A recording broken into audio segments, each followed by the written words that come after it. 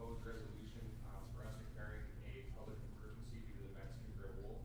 So I think to start out, we'll have Attorney Cato explain the resolution, and then we'll go ahead and open it up to the public for some comments. So, Attorney Cato. Thank you, Mr. Chairman, members of the board. The board has before it a draft emergency disaster declaration in response to escalating threats from the Mexican wolves. The declaration was prompted by recent confirmed wolf depredations in the county, including the killing of cattle, as well as reports of uncollared wolves roaming the area, the release of the Quartz Pack near ranching operations, and declining deer and elk populations that impact the hunting economy. The disaster declaration recognizes that local resources are inadequate to protect residents, livestock, and property, and therefore invokes state emergency management laws to authorize the use of all county resources, request emergency financial assistance from the state of New Mexico and federal government, and to seek support from the National Guard if necessary to address the emergency. Commissioners, I want to go. Can we turn off the sound? We can't hear what he's saying. Oh, I apologize. Can we just go over that just very briefly one more time? Yes, Mr. Chairman, I think my sound is on, but I'll speak up. I apologize. So the draft emergency disaster declaration is in response to the recent release of the Quartz Pack out at the Ladder Ranch, as well as the recent confirmed wolf depredations, including the killing of cattle, as well as reports of uncollared wolves roaming the area, and it's requesting state resources to help to address this problem. Thank you, Attorney Cato. So, Commissioners, I know we'll have it on the agenda, but if there's anything initially you guys want to bring up now, is there anything you want to go straight? Perfect. So just for time's sake, if you could raise your hand if you're interested in speaking during the public comment. Just have one. Okay, sir, you can come to the podium. Me? Yes, sir. Yes. And just give your public comment. And if you could state your name for the record. We know who you are, but for the record. Yeah, we know you. You know, in my hometown, I don't like to hear that. We know you. I'm Dale Skidmore, and I've lived here for 40 years. While I'm not a rancher, I have many friends and acquaintances that are full-time ranchers, and in support of them, I would like to share some of my personal. I do hunt and hunted for 40 years in the Gila and in the wilderness and the national forest, and no matter where I go in recent years, as of last weekend, I encountered wolves. Burnt Cabin Flats, right across west of the Continental Divide. We drove into camp in the afternoon, got a late start. The 70 head of elk bedded down there, which we bumped out of there. We had set up camp at 3 o'clock of that same morning, or the next morning, following morning. 3 o'clock, after the elk had moved out, a pack of wolves moved in and apparently made a kill because they were there for quite some time. Just howling and it's milling in a certain area. I don't know that there were any cattle in that area, but there are some back. I don't know whether they're diamond, jack diamonds or what, but they're back east of the Continental Divide, toward Pottery Creek. My first encounter with wolf was when they came into my camp and rounded my horses up. Our horses were on hobbles. We were in South Diamond Creek, and it was a wet year. We weren't able to drive to the end of the road to the fence, for the wilderness fence, so we camped shy, and we were letting our horses graze on hobbles. They don't graze at my house. It's just rock and dirt. So it's quite a treat for them, especially if you're going to work them hard. But anyway, we put them on hobbles, and to make a real long story short, a young male wolf collared, running beside our pickup. I could have spit on him out of the back of the truck. We were standing in the back looking to try to find horses because we were going to bring them in. And there was a cow elk running beside our truck, and 30 feet behind him was a wolf, a collared wolf, which, let me just put it this way, I was younger and in a lot better shape, and I had to run for a mile because he left the cow elk to chase my horses. Why not? The elk was about ready to crash. She was just about, her tongue was hanging out. She was weak-kneed, wobbly, and when she went over the little ridge where our horses were, when she stumbled at the top and nearly fell down, Wolf didn't even pay her no mind. He topped out, and when he saw those hobbled horses, I had to run for a mile. It was a wet year, and I could track them in the soft ground. I don't know about you guys, but I was always a sprinter, and a mile nearly killed me. But I got there, and, he called out one horse, which happened to be the old gelding, and he was hobbled with the lead rope because he's a bully, and he beat up the other two young ones. And then it looked like there had been a Troy Bill Tiller convention on the side that he took him off into a draw, and it was warfare. And it took that horse between 60 and 90 days to be able to eat normally. He was traumatized, he couldn't eat, he lost weight, and he was the oldest one, so, you know, sometimes when a horse loses weight in their latter years, it's hard to bring it back. But, if I hadn't been younger, and if I hadn't been able to run for a mile, and if it hadn't been wet, and I could run and track them, who knows? We don't know. I called the wolf department, and I thought I was talking to a recording, except his name was Manny. And I called the wolf department like I'm supposed to as a good citizen to report it, and their response was there any physical harm done to the horse? I said, no, they did not bite the horse as near as I could tell. However, all three of them were not rideable because of running on hobbles for over a mile in wet ground. And as a matter of fact, we actually had to go to Mark Miller's and borrow some penicillin because they all became infected and unrideable on that hunt. There was absolutely no response. No response. Except the last word, he said, well, you're not allowed to harass or harm the wolf in any way. Not even to save your animal because you're on national forest, which actually we weren't. We were on wilderness in that area. I've had them trail me through the Stovepipe Mesa. That's about a 2-mile ridge. I had one follow me out of the Stovepipe Tank. Archery hunt, not allowed to carry a sidearm. And he followed me and he closed the gap from 300 yards to about 60 yards. And when I hollered at him, and it was getting dark, and I didn't want him trailing all the way back to camp in the dark, so I hollered at him through my hands, and he sat down and watched me. No fear on his part. Until I took my bow and aimed it at him like a gun, and then he took off. So apparently they're familiar with that aspect of it. We've had them come into camp, and if we'd had a pet, like our dog, Labrador dog, you know, I've heard stories, but we keep our animals really, really close. I quit hunting Diamond Creek because of the wolf and that incident. And then I very stupidly started hunting 16A, which has more wolves than Diamond Creek. And yes, I've seen them. I see them frequently up there. I've seen collared wolves casually walking around the yearling cattle that I presume this last ranch, I don't know who had it at the time, on Cooney Prairie. Watched him through my binoculars. I could tell he had the hair on his neck was shoved up, and it you know, it looked like a collar, let me put it that way. My dogs have collars, so I know what it looks like when they have a collar. Just as casual as could be. I've seen 2 wolves work cow elk with cattle right there, yearling calves and heifers.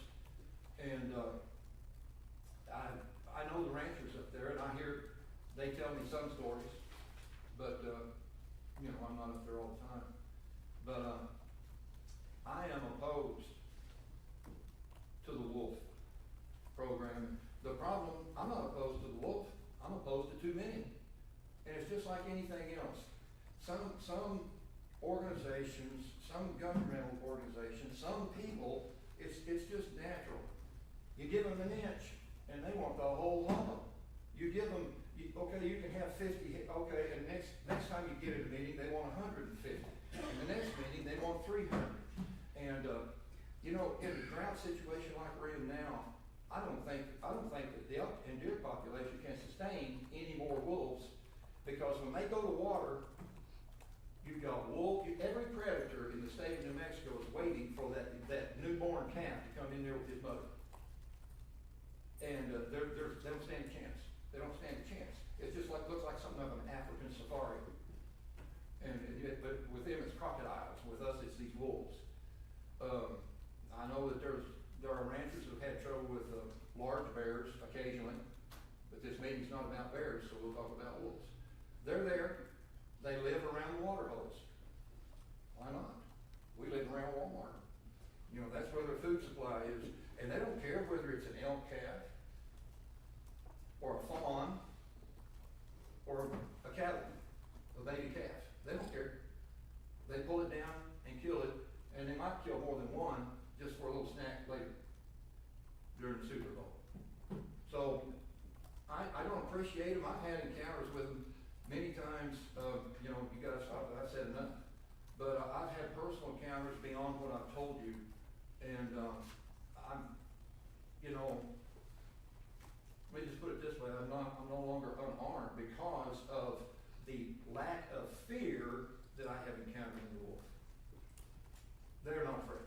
They are not respectful of our space, so to speak. They're not afraid to come into it.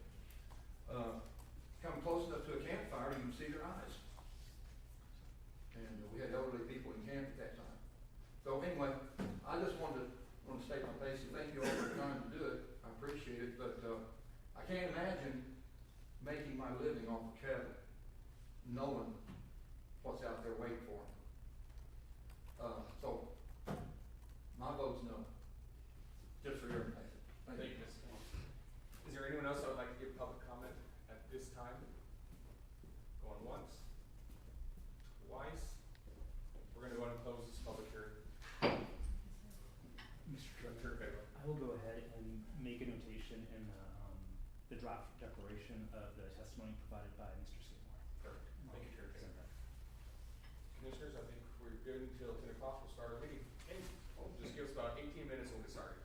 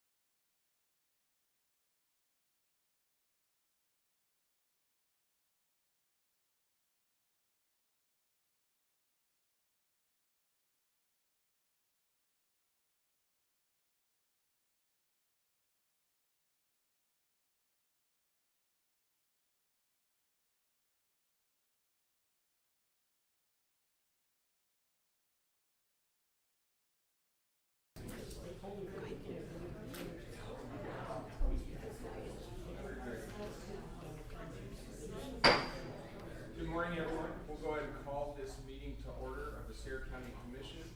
Madam Clerk, will you please have a roll call? Commissioner Day? Here. Commissioner Paxson? Here. Commissioner Hopkins? Here. Also in attendance is County Attorney Pato and County Manager Vaughn. Thank you, Madam Clerk. Commissioner Hopkins, will you lead us in the pledge? Sure. I pledge allegiance to the flag of the United States of America and to the republic for which it stands, one nation, under God, indivisible, with liberty and justice for all. I salute the flag of the state of New Mexico as the symbol of perfect friendship among united cultures. Thank you, Commissioner Hopkins. We do have a guest in attendance this morning. We have a commissioner from Chavez County, Mr. Michael Perry, and his wife Kim. Thank you guys for making the trip, and happy to see you.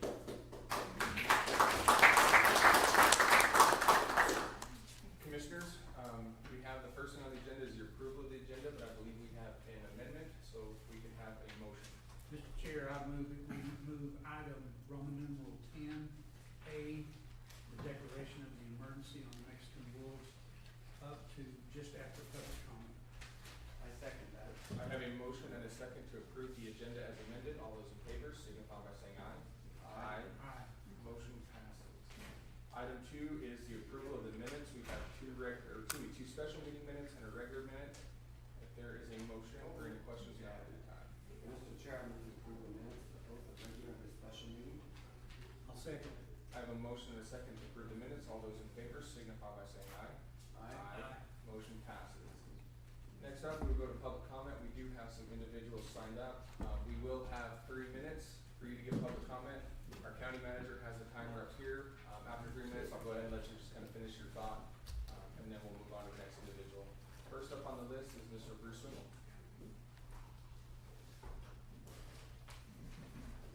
Thank you, Mr. Chairman, Commissioners, County Manager, County Clerk, County Attorney, Dave Pato, good to see you.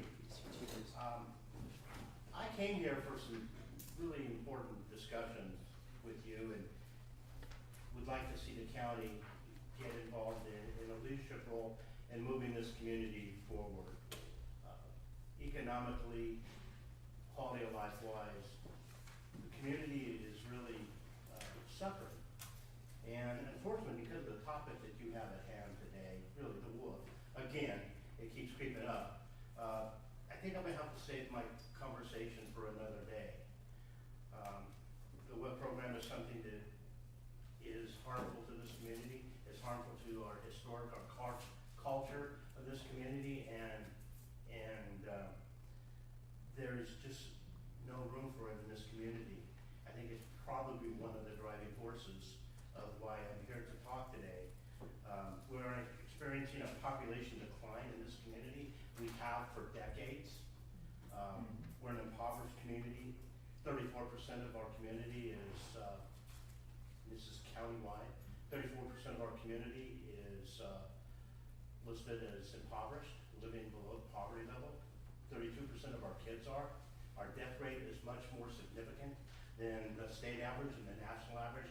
These are the things the county commission should be working on, along with our hospitals, the other jurisdictions in this county. But you can't, because you have to spend your attention on something like a wolf that is causing even more harm and more detriment to this community than all the other socioeconomic issues. I'll come back another day to discuss it, but it really is obvious how detracted that you have to be from the real serious business of this community. Thank you. Thank you.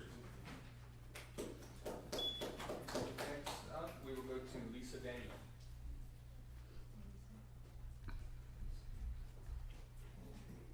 Good morning, you guys. Morning.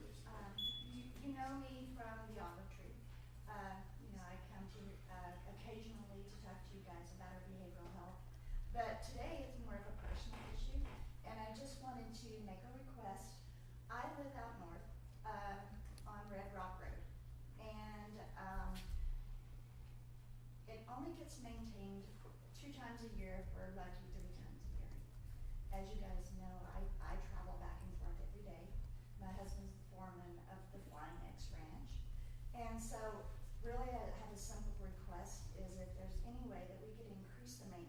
to at least one more time or two more times a year. I've gone through 3 vehicles so far. And I don't have the luxury to be able to go out and buy a new one because it just wouldn't, it would be falling apart. There's 4 of us that live out in that area, and all of us have had problems. Just 2 weeks ago, I was driving up into my driveway, and my my ranch van literally fell off as I drove up, and it's because of that road is just horrible. And so I'm just asking if there's any way that we could increase the maintenance another couple times a year. Thank you very much. Thank you, Ms. Amy.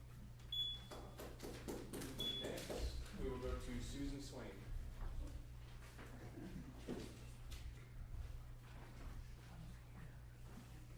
Careful what you wish for, right? Hi, I'm Susan Swaim, and my husband and I have lived here in Sierra County 30-some odd years. And we originally were living at Beaverhead, and we raised our children there. And in 1998, my first time to talk about the wolves was in Silver City at the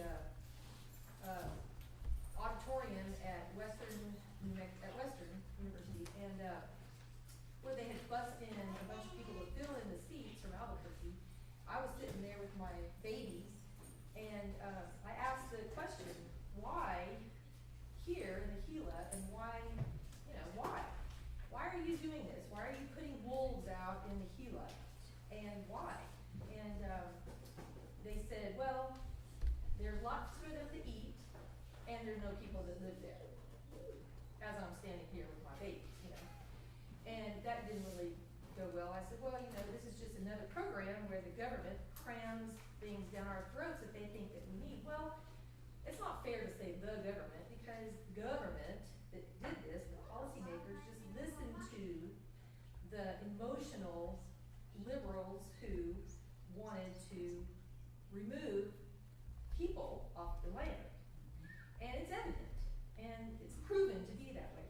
But anyway, so my generation, my children, and the Diamond children, the next step, younger ones, and then the Richardson kids, and then the Carter kids. I mean, look around this room of families represented here who have been impacted by this policy to favor, first of all, the spotted owl, who keeps us from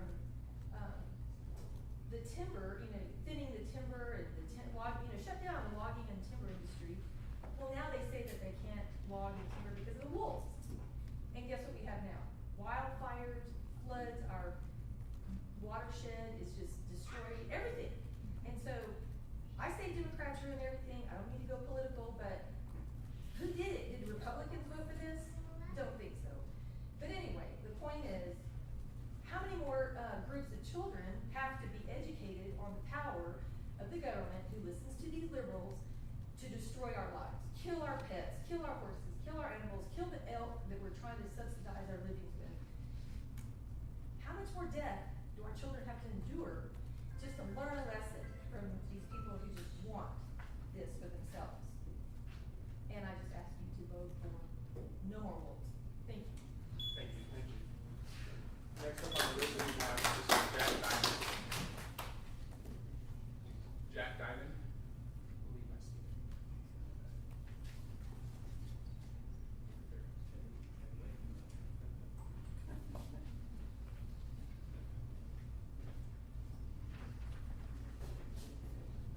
Thank you, commissioners, we appreciate your work. I'm just gonna tell you a couple of stories that I actually encountered.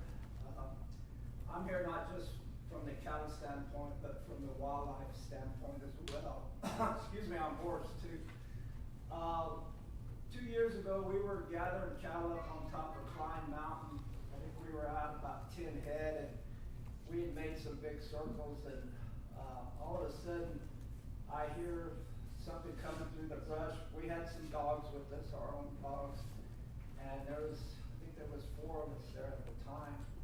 And we hear some crashing coming through the junipers and the pines, and I'm thinking, well, what is this? So anyway, we're horseback. Some cattle actually ran right in between us. I mean, the ones we were missing, right next to us. And right behind them, there was a couple of wolves that had chased them.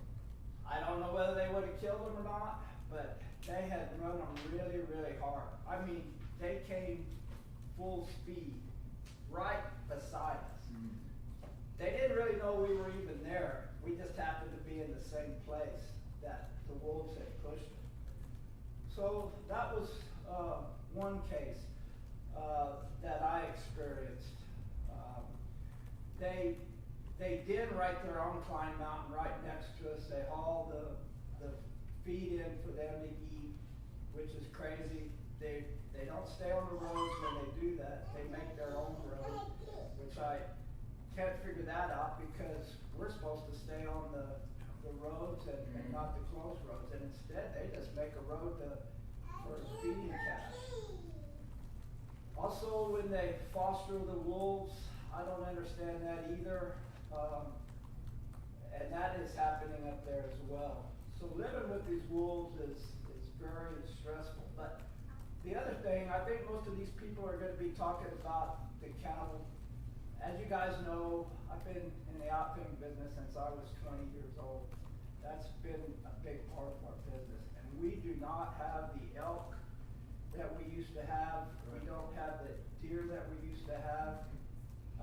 When I used to drive from the Klein Place to Beaverhead, I would see somewhere between 15 to 25 cows a day just crossing the road. I know, Jim, you were up there and they were just starting to move in at that time, but I'll go maybe 40 trips and not see an elk, maybe more. That's probably a low number. So we just don't have the numbers that we used to have. Everybody knows about the deer too. We don't have the deer numbers. But nobody really ever touches the wildlife part of this. We're in a very fragile ecosystem. You know, we're in a drought. Most of the time it seems like we're in a drought. So it's not Alaska. I've been to Alaska, and maybe there's a place for wolves in Alaska, and maybe Canada. It's completely different than here.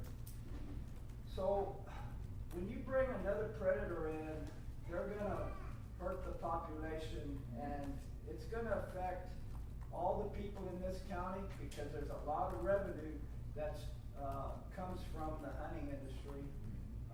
Winston Store, people here in this local community that hunt, that spend money, and it's really gonna hurt all of the communities when the tags are cut, and who knows what's gonna happen then, and probably right now the tags do need to be cut. I took a picture 2 days ago of a wolf kill, and this is about 300 yards from my house. If I could approach you guys just to let you look. This is an elk calf. There's a wolf track right there. I don't know whether he was collared or what the deal was, but that was just 3 days ago.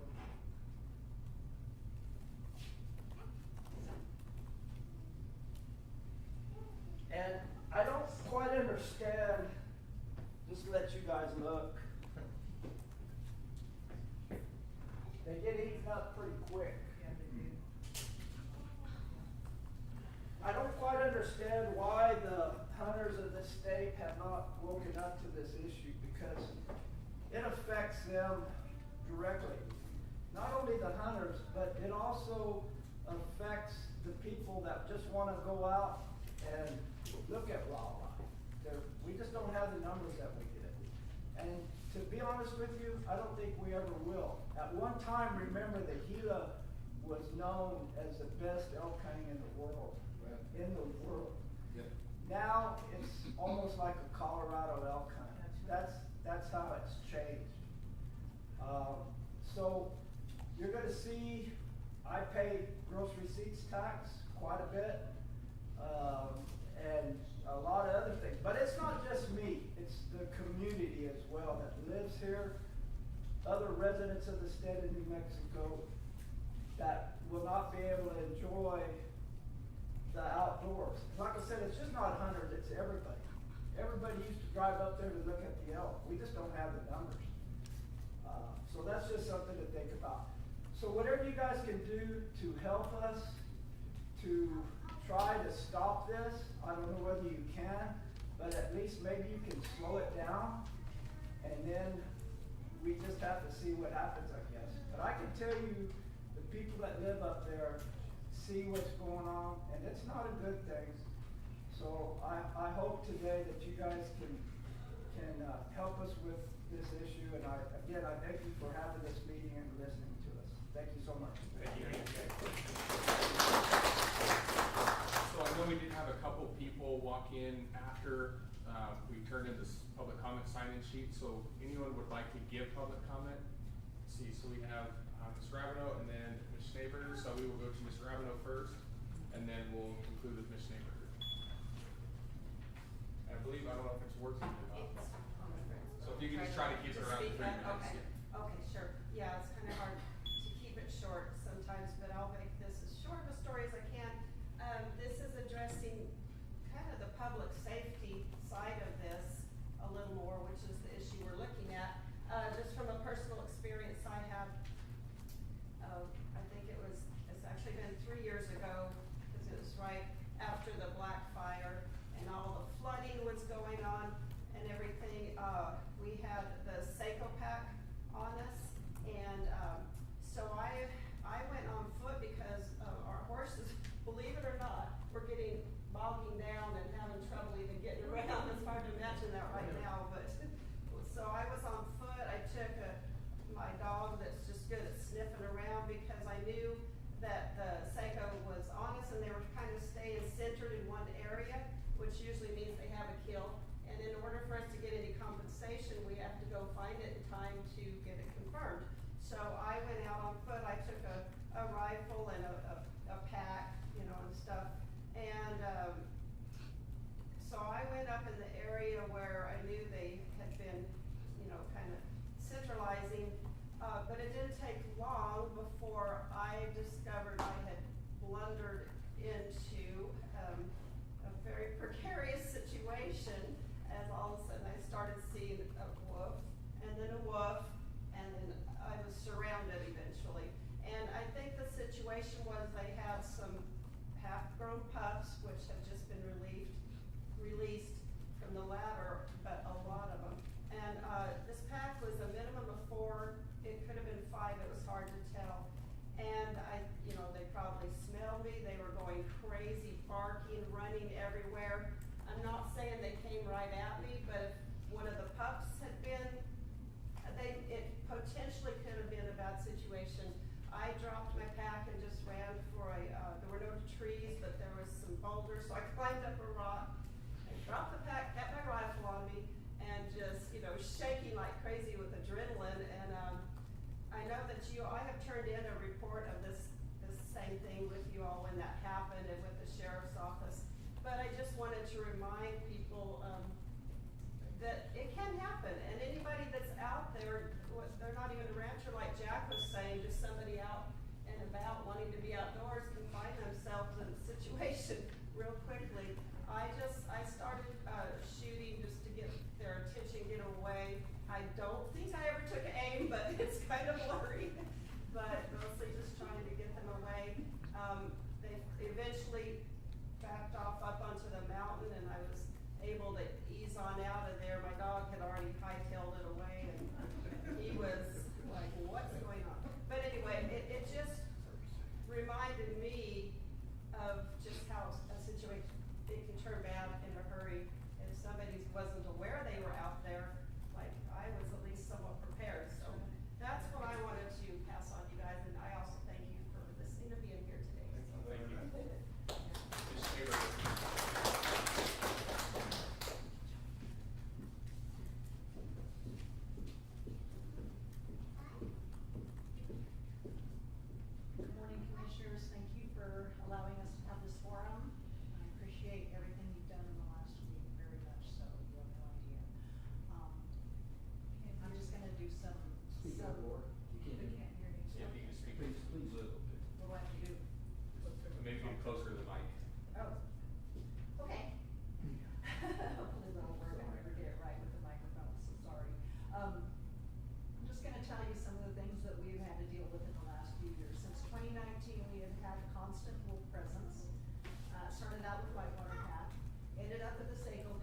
Dandon, crew and Kelsey Cochran, after it was released in the same place this wolf pack that was most recently released was. They always go north, they instinctively go north, that's where their natal packs are, they're always gonna go north, which means they'll get on the Continental Divide Trail, they'll follow that trail back and forth, they'll sometimes go in the wilderness, sometimes come out, mostly they'll fall off onto these ranches and kill stuff. Usually our calves, but I can attest to what Jack is saying, there are no elk calves on us right now, just grown elk. They started out having calves, then they're gone. Most of our wolves are uncollared right now, we have the Aldo collared male. The pack at Norseco doesn't seem to be moving out yet, but they probably have a big pile of meat to keep them there. They will come out, we will end up with them, they'll probably get into the ranches. I've had to get 8 giant dogs, and I run them in two packs. And I've had to do this, and when I first started doing this, Seiko would just dend on us and kill one of my grown guard cows. I was up there in a tent in the middle of the winter with 2 dogs, and the wolves were howling all around us, and the dogs were howling back at the wolves. They didn't really know what to do yet, but they know what to do now. There's gonna be confrontation, because I can't sleep at night knowing that these animals are in our cattle. We have had them killing up behind our bedroom, up on the cliff, in 2 feet of snow, and you could hear them killing our yearlings. This was February of 2022. I had the dogs, no, it was February of 2021. I got the dogs in July of 2021. And it's taken me a while to build the packs, but it's costing us about $40,000 a year. Cameras, dogs, dog food, vet bills, and we do have vet bills. We have dogs come in with wolf bites on them. So they do their job. This year, we lost a cow in I guess it was November during elk hunting season. I have to pull them back in during hunting season. They can't be out with the hunters. So they have time off during the year. Wolves move in, because there's carcasses everywhere. The wolves move in. I have to try and get out there with the dogs and be with them so I can get them back in if I need to. It is so time consuming. Everybody says, oh, just get yourself some livestock guardian dogs, it's easy. It's not easy. The general public has access to the entire ranch, and during hunting seasons and summertime, you can't keep your dogs out by themselves, you have to be with them so you can pull them back. It was probably March, late February, early March, I had 2 cows killed. They were just heavy cows. They were run, and their udders were eaten off while they died of shock. And that's all that happened to them. And that's 2 wolves, 2 uncollared wolves. My dogs took care of it, but I didn't have them out the week it happened at all, because we had 1 lone lion hunter with 1 hound going up and down the canyon. So it costs us no matter what you invest. And I just wanted to let you guys know how expensive it was, and yet this is how we're being forced to live now if we're to have any success. I believe the dogs have probably taken our depredation down by about 75%. But it comes at a cost, and you're probably just balancing out equally. So thanks for everything, and we're really looking forward to having these meetings that are coming up, and we appreciate if you all would come. Thank you.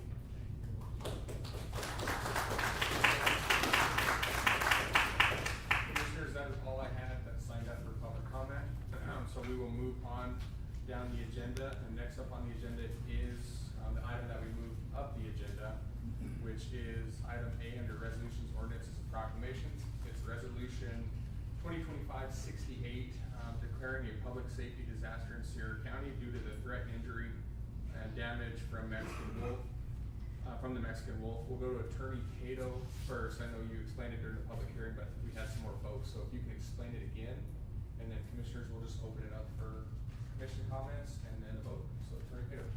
So, Mr. Chairman, members of the board, as I mentioned before our public hearing this morning, you have before you a draft declaration. This draft declaration was precipitated by the placement of the quartz pack at the Ladder Ranch and the release of the quartz pack pups and related depredations that are coming as a result of that. And the disaster declaration recognizes that local resources are inadequate to protect residents, livestock, and property, and therefore requests state and federal resources to help to address this problem. Thank you, Attorney Cato. Commissioners, I'll open it up. Whoever wants to go first. No, I think all of us are opposing the wolf program. And what concerns me more than anything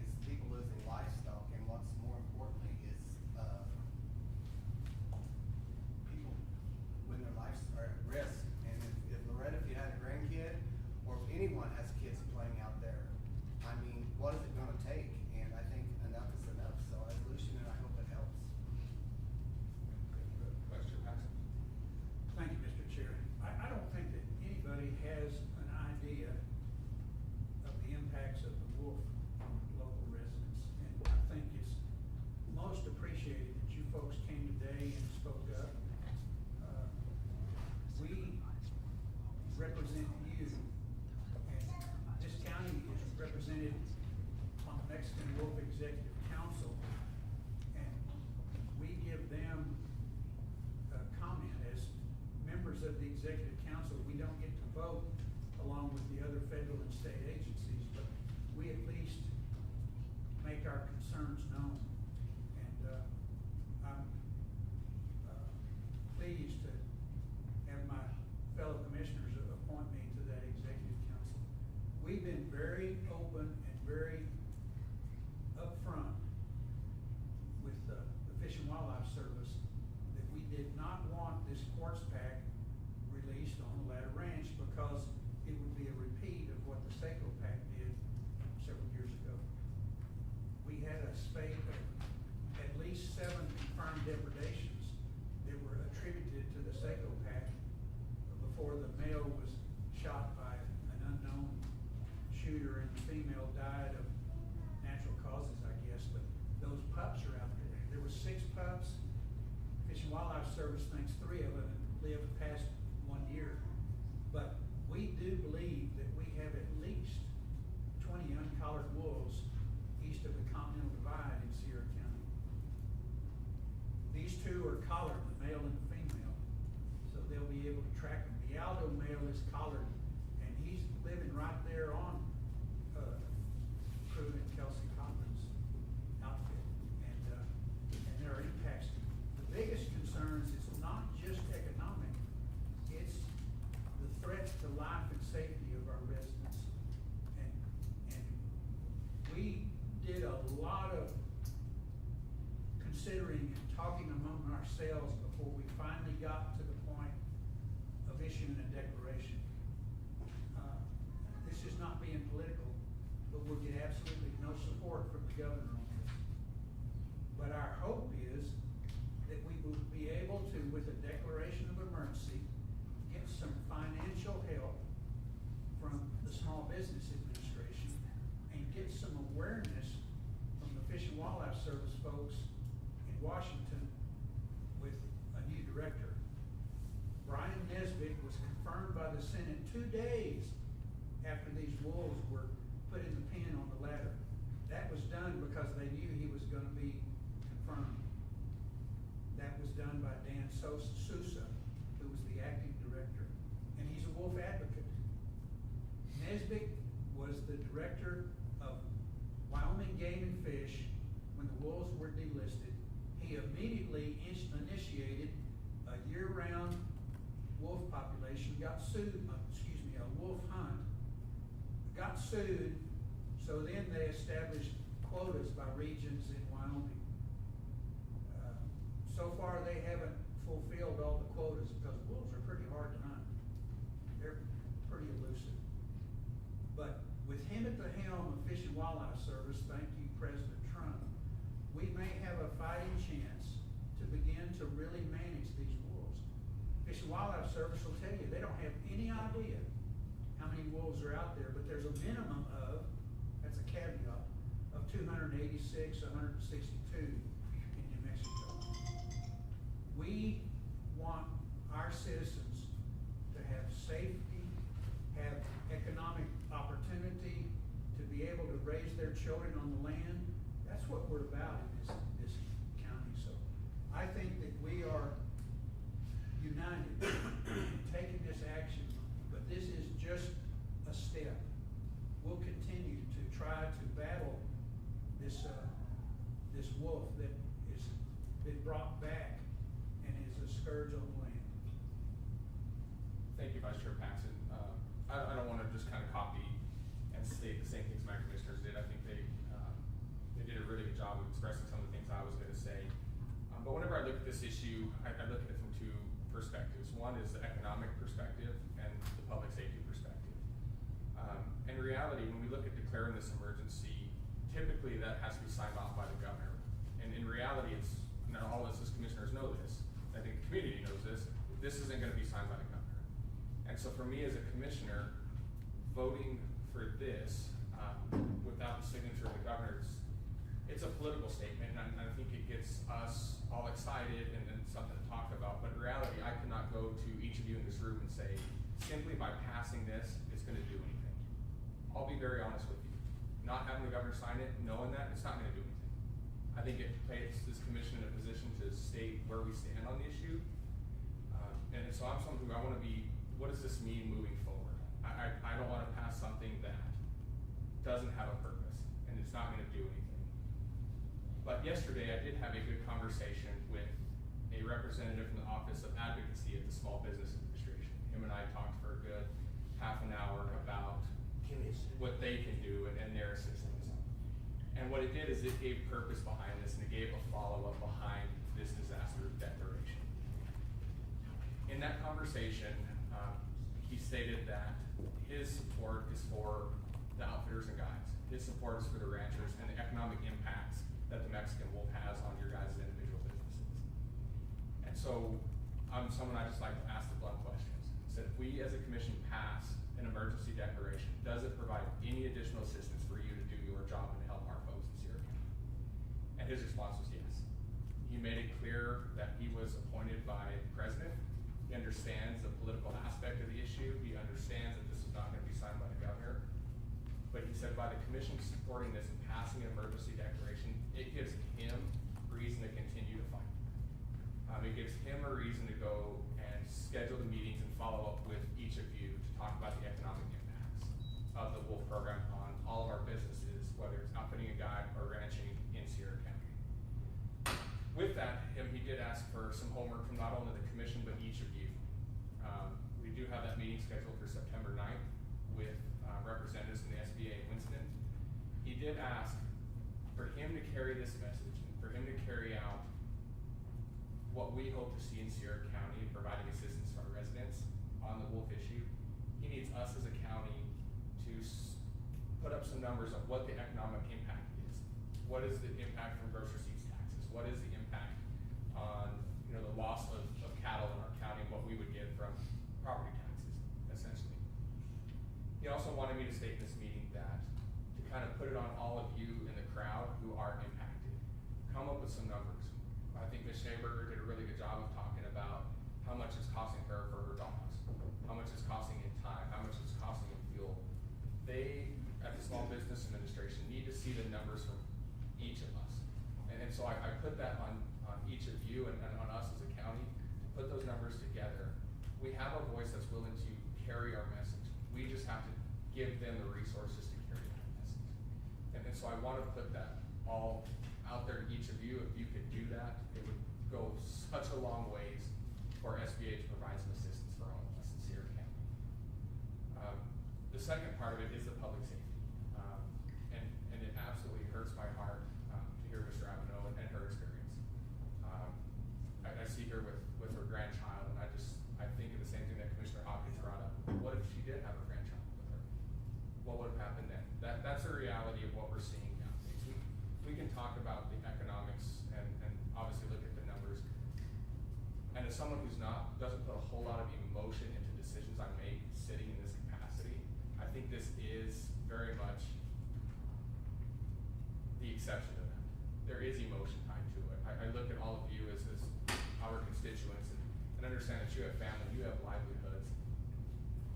And what a shame it is for the government to put the value of a wolf ahead of the value of humans. Well, what a shame.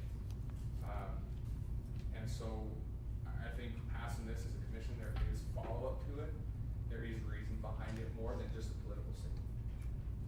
We could sit here and pass, and we have as a commission, we pass resolutions that do make statements that honestly are bipartisan issues. But in reality, we make a statement, but then. And I think with this and the passage of this emergency declaration, there is a then one.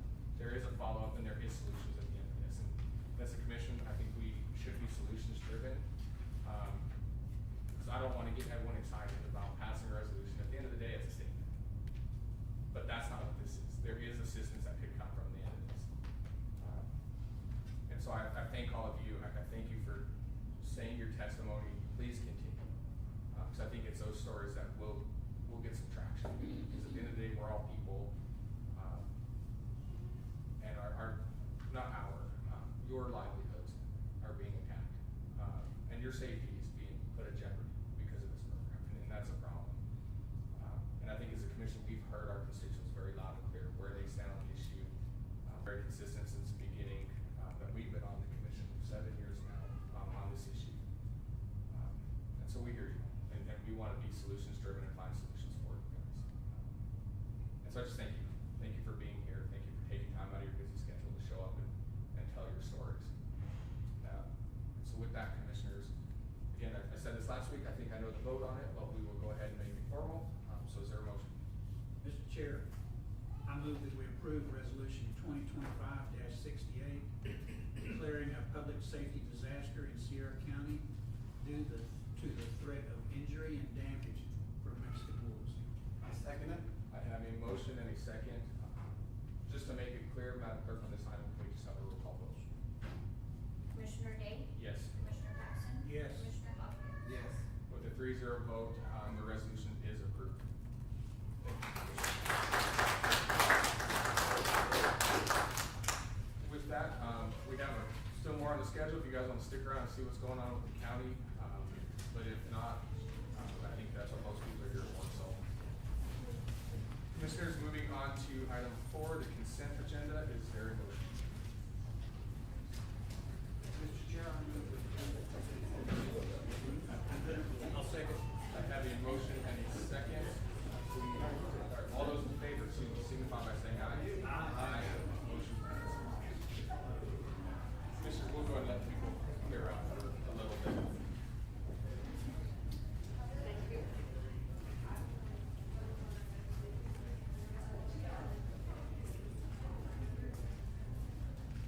Commissioner Perry, thank you for visiting with us today.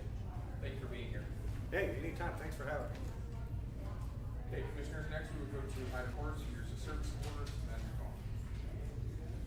Thank you, Chair and Commissioners. We have 3 today. The first one from SCRTA with 2 years of service, Christina Steele.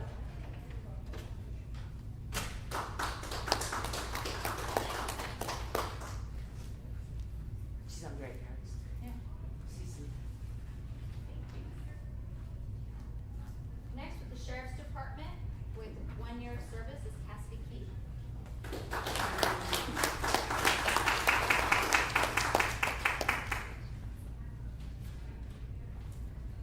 And next, also in the Sheriff's Department, Joel Trejo with 16 years of service.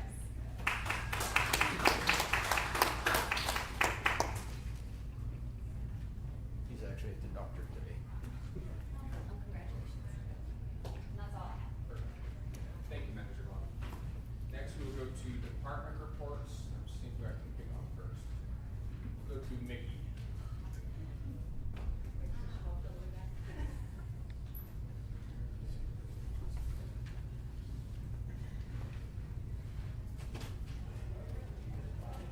Morning, Mr. Chair, Commissioners, just real short, we are up and alive on Next Gen 911. We haven't had any issues. Well, I don't necessarily say that. The state, there were a couple of mapping issues. SCRTA has a redundant system, a rapid SOS, so we didn't miss a beat, but it looks like we are fully transitioned over to, Next Gen 911. Little quicker response. We're gonna get a little bit more bells and whistles as the years go by. State of New Mexico right now is not actively doing the text 911. I think we're gonna be doing that, working on that next year. But, I'm pretty pleased at how easy the transition went, so hoping that it continues. But besides that,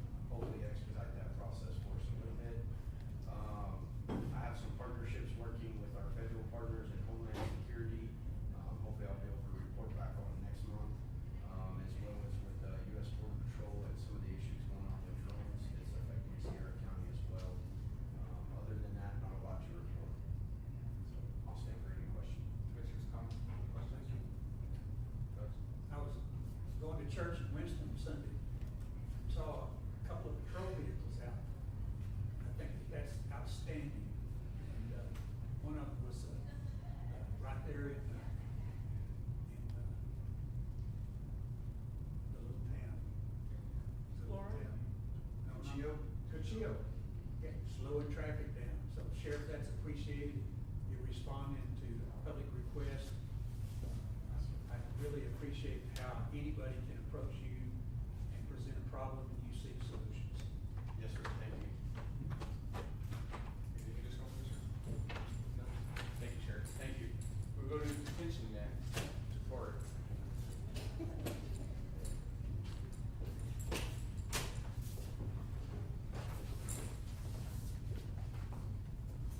Good morning, Commissioner, Manager Vaughn.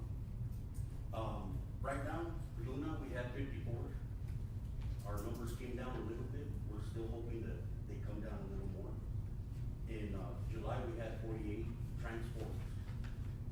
And things kind of slowed down now in August. Even though we got 12 more days, we're at 20 transports, so that is showing a significant savings on travel, overtime.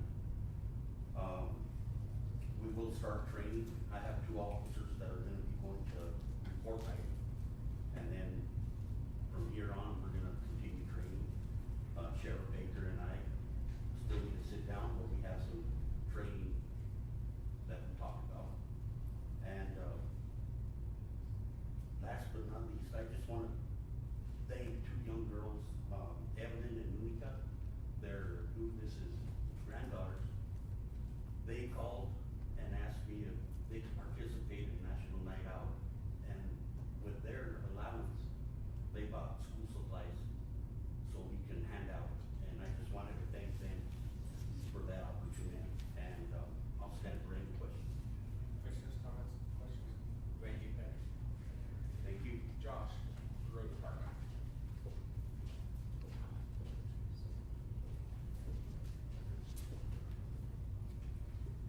Good morning, Mr. Chairman, Commissioners, and Manager Vaughn. Well, as you guys know, we're in the rainy season, so we have been chasing our tails about the last month, getting everything fixed up pretty good.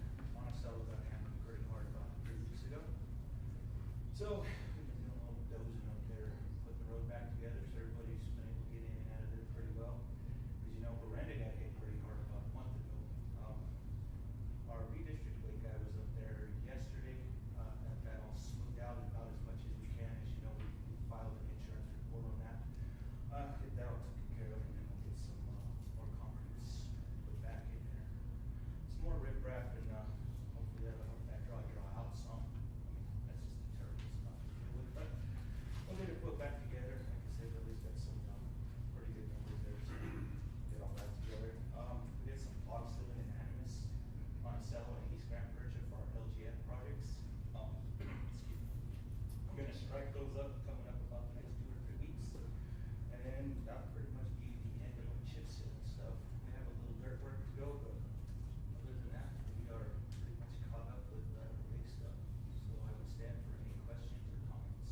Commissioners, comments, questions? Manager Vaughn, something like that? I did want to add one comment. Yes, we have heard from the estimator. I'm waiting for a call back to see whether or not he would like to go out and actually tour Brenda Road to see the damage. As soon as I hear back, I will let everyone know. Sounds good. Ma'am, thank you, Mr. Thank you. Mr. Milan, I forgot to introduce you, at the beginning of the meeting. So we do have Grant Milan with the, Forest Service here with us. Is there anything you wanna say? If not, it's totally fine. No, sir, but I appreciate you having me here. Thank you. Thank you. We'll go to Ryan Williams next. Give us the weather update. Ooh, That's a bunch of bodies, Morning, Chairman, Commissioners, Manager Vaughn. We completed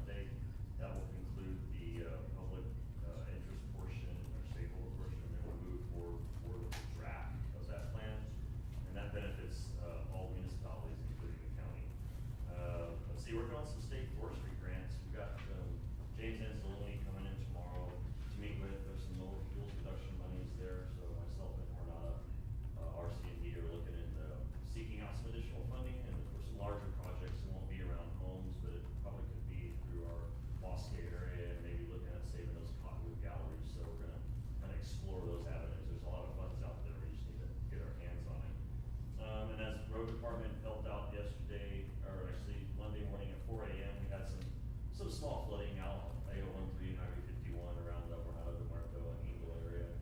Just the low crossing areas, from the Doniana side all the way to the Sierra County side, there was just debris in the roadway, so thanks Josh and your group for getting out there and cleaning that. And DOT too, Ash Canyon had some boulders and, things that came off the hillside, so Spaceport was calling and frantically wondering how they can get to work, and they got shift changes, but, Doniana, Sierra County, and DOT did an outstanding job addressing that really quickly.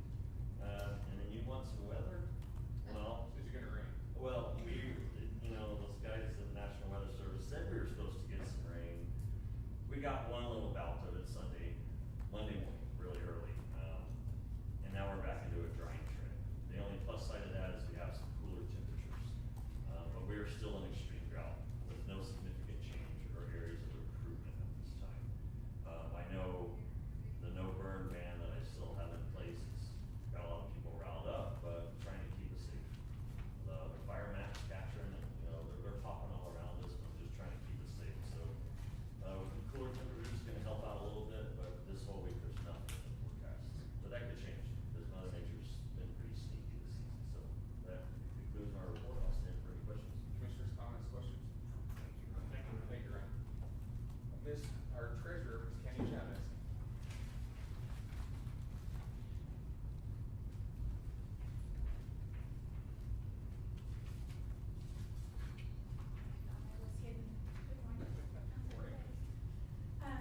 The treasurer's office, we are currently at 95% collected for 2024, getting ready for 2025 bills to go out soon.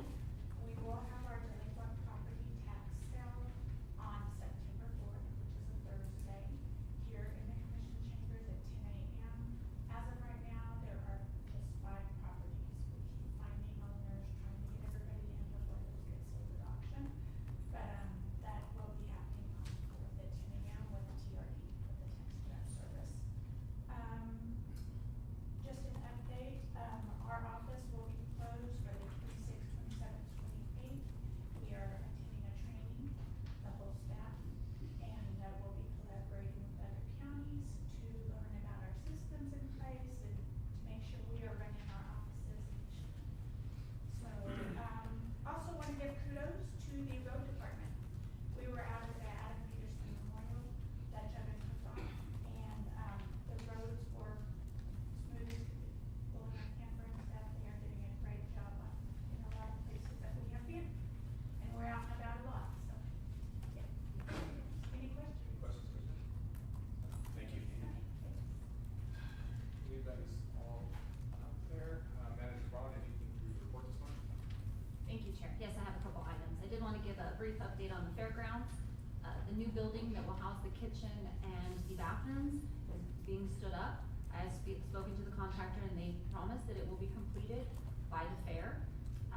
Also, we do have a vacancy on the lodgers tax board and we will be advertising that, just to let you know. And then I am on the hunt for vendors for the resource management plan. We were gonna do an RFI and then our procurement officer left, but we have hired a new one. So as soon as that person's on board, we'll be doing an RFI to get information on vendors who can help with that plan. So that's all I have. Thank you, Ms. Vaughn. Commissioners, comments, questions? Anything to report this month? No. Thank you. I have nothing to report. So we'll go on to the Board of Finance, the July reconciliation. Is there a motion? Mr. Chair, I move to approve the July reconciliation. I'll second. I have a motion and a second to approve. All those in favor signify by saying aye. Aye. Motion passes. Going on to old business, the Sierra Vista Hospital Joint Powers Agreement Amendment. We'll go to Attorney Bailey. Mr. Chairman, I have not yet received a draft from Mr. Young, the revised draft, amendment, so I do not have anything to present to the board at this time. But hopefully we'll add that to the next agenda and have it. Thank you. For the record, Commissioners, just go ahead and have a motion to table. Yes, please. Thank you. So I'll entertain a motion to table. Mr. Chair, I move that we table the discussion on the third amendment to the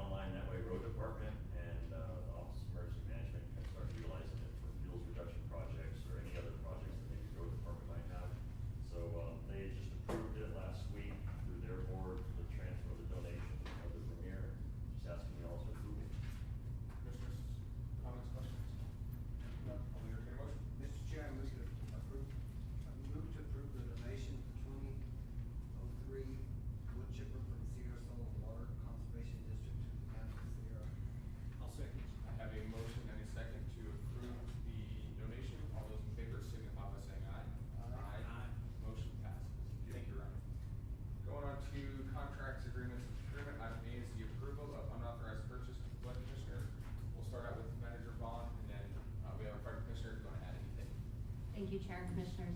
So this item will be presented by Sandy Jones, the Flood Commissioner. So I'll hand it over to him. How about information? That was helpful. Commissioners, can you hear me okay? Is that fine? Okay. So we forwarded, as maybe some of you know, there was a project in Winston, New Mexico that we did. Some confusion probably on my part, and I'll say a bit on the county's part on the purchase order, which we didn't think was an issue. So we did execute the work. On the request of county manager, I prepared a document that explains, where we are and how we got there. And I don't know if you all have a copy of it. We do. And at your wish, I can go through this, piece by piece, or would you like to ask questions? Like I said, I can go through it. I think the document I gave you is pretty easy to follow if you want me to just work through that. Commissioners, how do you want to proceed? Let's go and do just kind of a short summary of it. Perfect. So, and from experience, there was a Poverty Creek in Winston has been kind of an issue for a lot of years. When I was flood director, going back how far, we had requests both from the highway department and some of the local residents to fix up some of that arroyo that crosses the state road and then continues on down through the town of Winston. We pretty much ignored that over the years.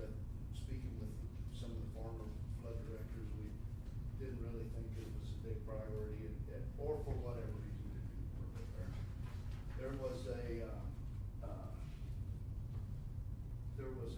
pretty big flow out of Schoolhouse Canyon, which I addressed in this as a side canyon, and that actually went down and plugged one of the lower ends of Poverty Creek in the area of what we call, I think it's Blund Road. And I think if you look at your packet, I have an overall picture of that, which is attachment A. The project is basically from State Road 52, I think it is, all the way down to Blund Road, where the county had constructed a small crossing. So I went up at the request of one of the landowners to take a look at that project. The first thing we found is directly below State Highway 52, there was a pretty good little cottonwood grove that was growing in the channel and adjacent to the channel. Through the years, additional underbrush had grown in there, some piñons and some cedar and just some bad brush.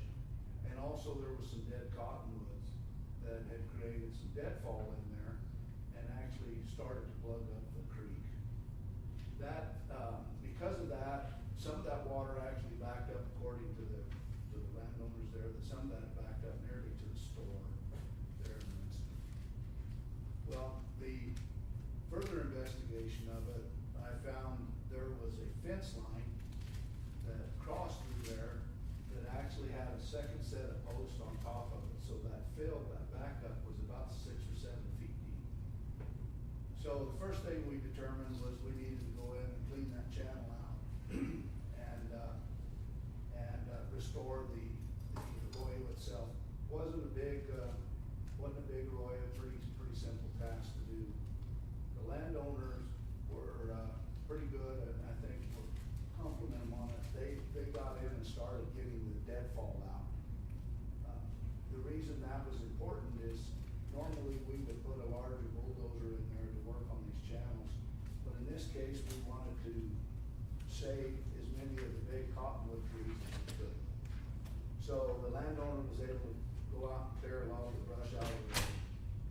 The second thing that we noticed was at the area of Blund Road, the crossing was put in, and in my report, I say the county built it. I probably should have checked on that, but I think the county built that crossing in there.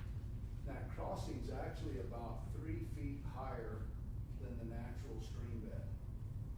So that itself had started with, by raising that grade, any of the sediment carrying water that comes down drops sediment there at that road, so it's actually picked up the channel grade.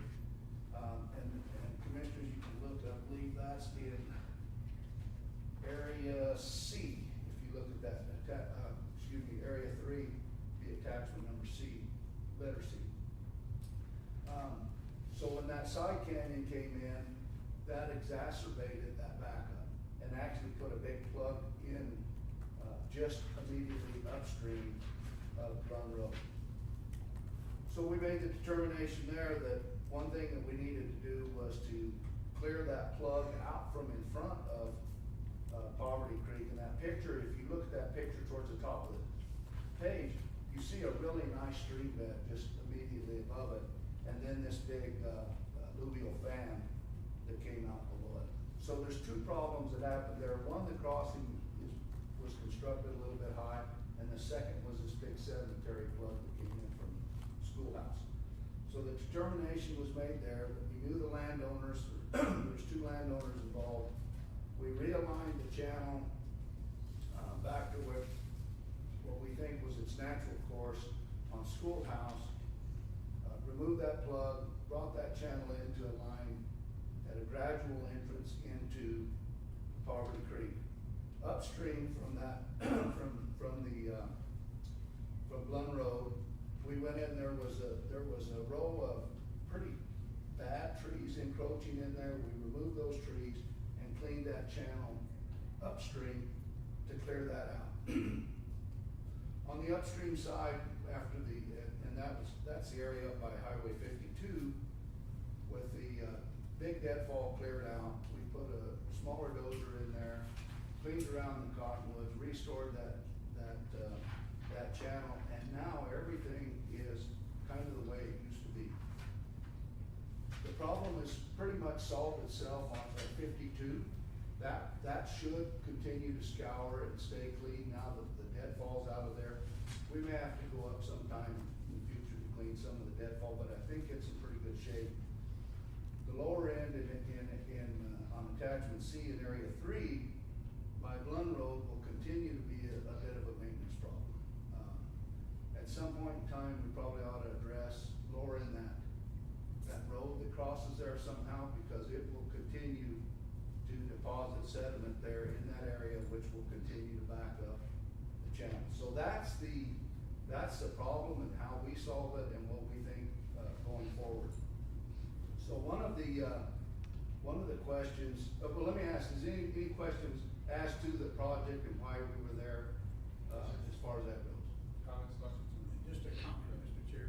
You know, I attend church up there in Winston, so I saw it while the work was going on, and I saw the results, and I think it's an outstanding piece of work.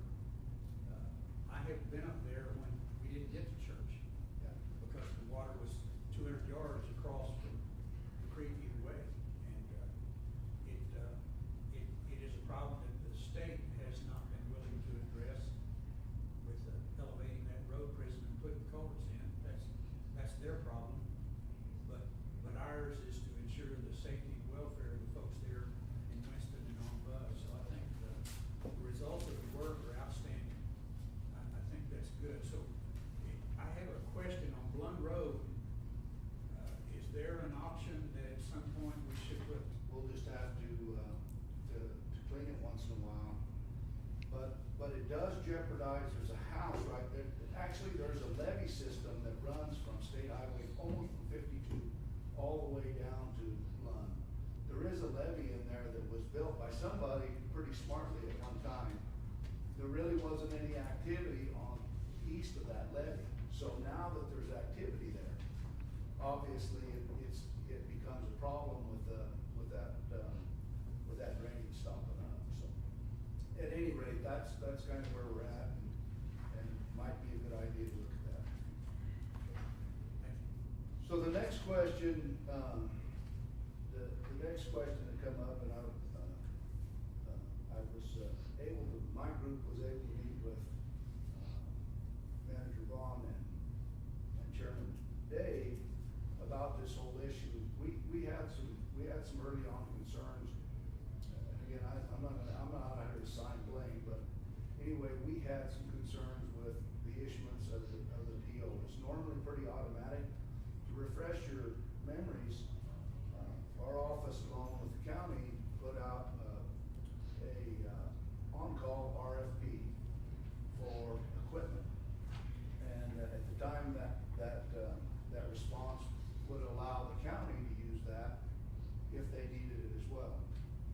history behind that. There was always this rub about working people and machineries by the hour. There's always leaves that cloud of, well, did this guy make more money than he should have, or how did you come up with that price? And by the way, you know, one would say, well, it's an emergency, we have to have it there. No, by the way, I don't think he worked that many hours. So what we tried to do in that RFP, along with Jocelyn, was to come up with a method that we knew that would be fair and efficient for both the county and the contractors that we employ. You know, we have an emphasis on trying to use local people as all that we can. We think that's important because we have the talent here, certainly in the county. So with that in mind, there is a program that's accepted by nearly, well, almost every DOT in the state, in the United States, by 800 or 900, 1,200 municipalities and counties. It's called Equipment Watch. And that Equipment Watch actually sets, and I've used it with the highway department on projects that we've had. And that's basically set up for force account work or work that has to be done when change orders are hard to get to or don't know what the scope is. So it's called Equipment Watch. And that's in attachment EQ1, be the next attachment in there. And what that does is they survey equipment all across the United States for costs. And both from ownership cost and from rental rates across the US. So that'll assign specifically to each machine that comes out. For the road department guys will know, maybe you all won't know, there's probably 5 different models of D6 Caterpillar tractors out there. All of those will end up with a different rate because they're different horsepower, different, all kinds of things. So this takes into account each of those specific machines. So what we agreed to do with the vendors before we set this RFP out, I said, why don't we put a solicitation out that sets the equipment rates by national standard, so nobody can argue. Why don't we set it up that we'll know the operating costs because that also is in the national standard. And by the way, let's pay our operators a prevailing wage at the time. So those 3 components. Now, I can tell you from a business side, those rates are nowhere near a bonanza. They're okay. Most of us wouldn't want to go out and do that work at those rates for a long period of time. They're just okay, and you can live with them, and it covers your costs. So I'm here to tell you that both professionally and from the government side, those aren't bonanza rates. So when we look at this, we said, and by the way, all the vendors agreed with that. They said, yeah, that'll work, we can live with it, because they all were familiar with it. Many of them are familiar with Forest Service rates, which is a similar type of program. So when you look through your packet, you'll see when we determine a rate, we get in there, we go to the website, we search for the machine. The second page, EQ2 takes you to that exact model. In this case, it was the 700 HLT John Deere. The next page, after we put that in, it brings us up to a daily rental rate. So we just take that rate, divide that by 8, we come up with an hourly equipment cost, hourly equipment rate. Go to EQ4, that's also in the program. It identifies the hourly equipment operating costs. That's fuel, oil, gas, that kind of thing, wear surfaces, tracks, whatever that is, and that one is circled for this particular machine. In this case, it was $36.64 an hour. Then we've asked our vendors to use the prevailing wage. In this case, I've added what we're using now is type A street and highway utility light engineering. You'll see that as SW1. That gives you the start of the wage wage groups. And if you get all the way down to, you turn the pages, you get to SW-1. These guys are classified as a Group 5 equipment operator, and you can see the rates there for each one of those. Under the force account work with the New Mexico Highway Department, there's two ways that you can mark up labor.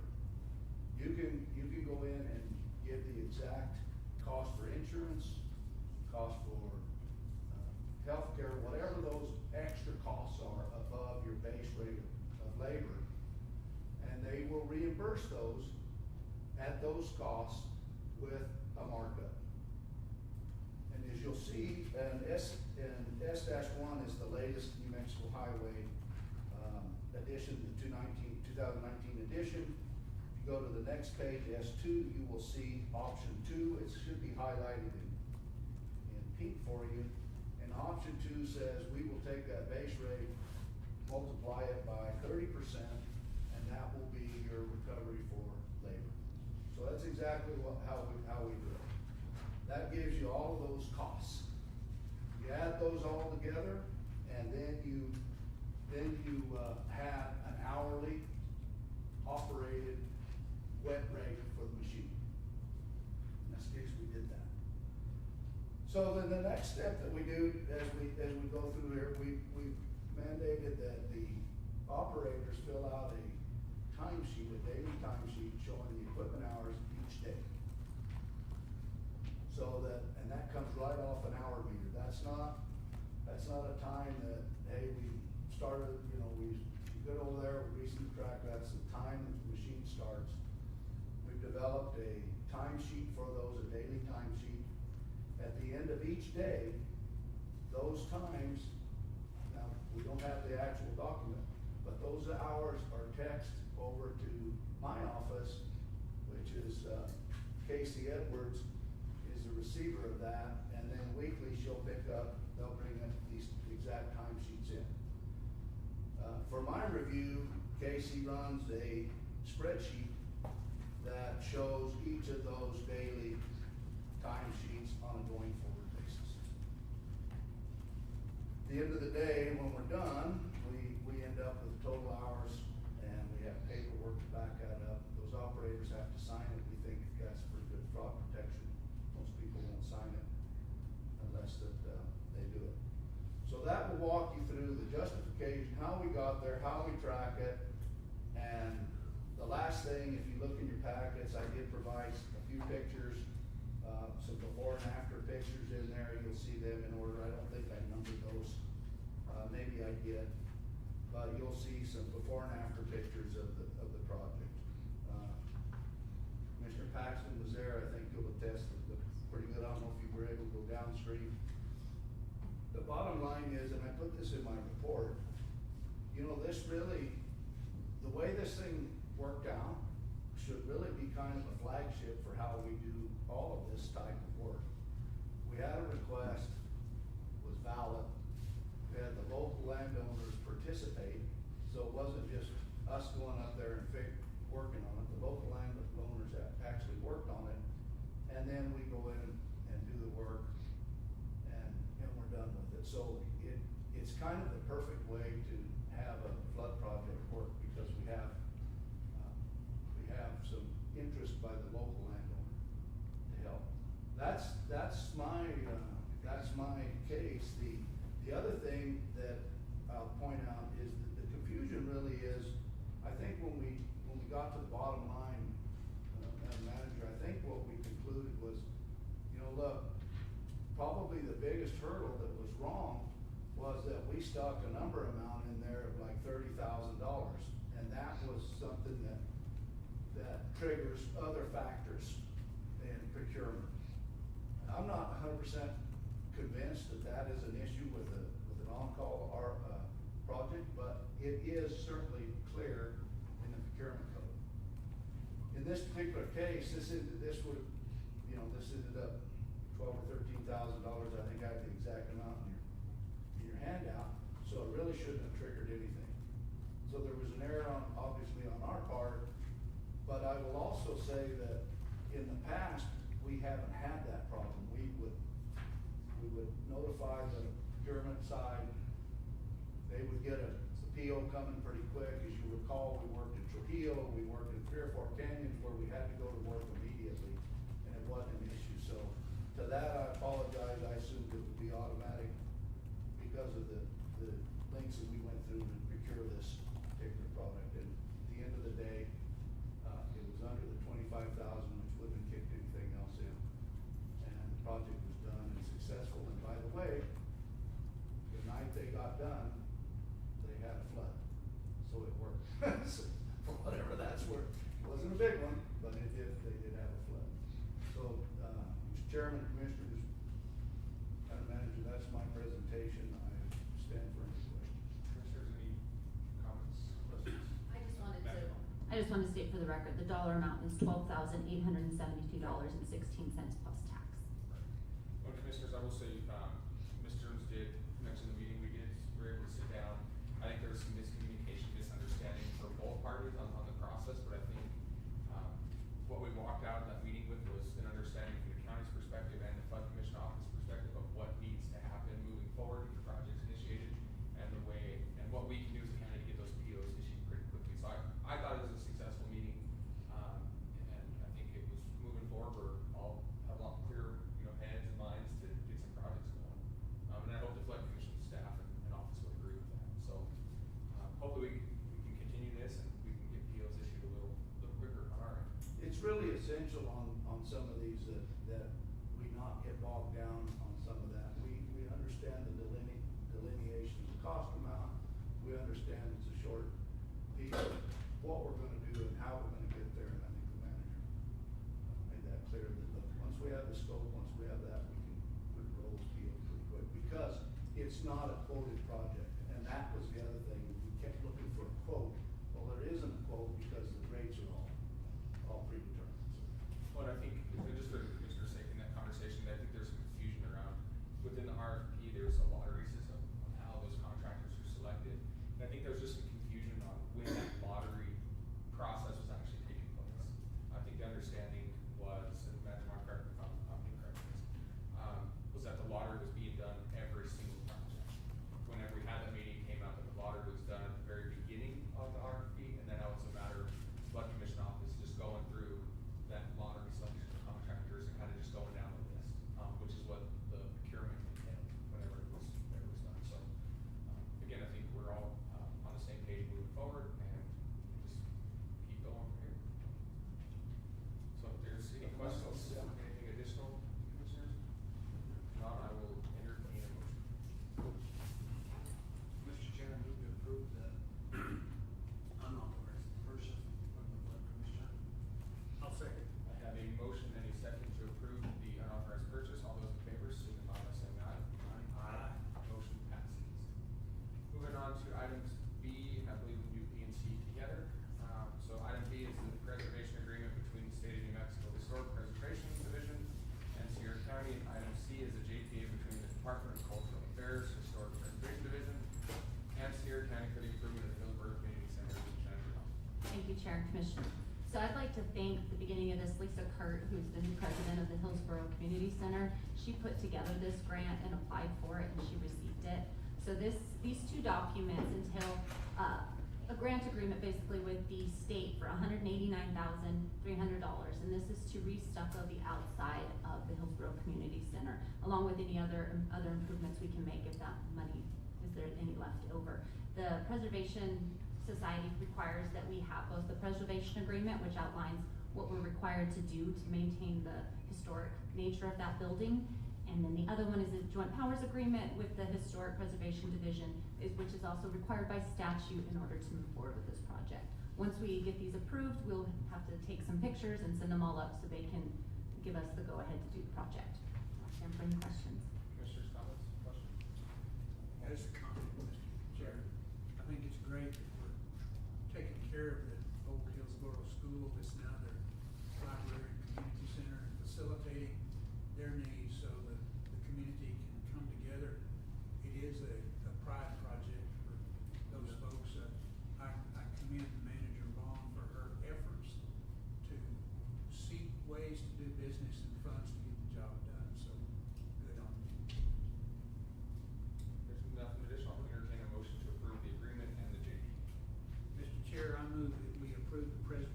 agreement between the State of New Mexico Historic Preservation Division in Sierra County and the JPA between the Department of Cultural Affairs Historic Preservation Division in Sierra County for improvements at the Hillsborough Community Center.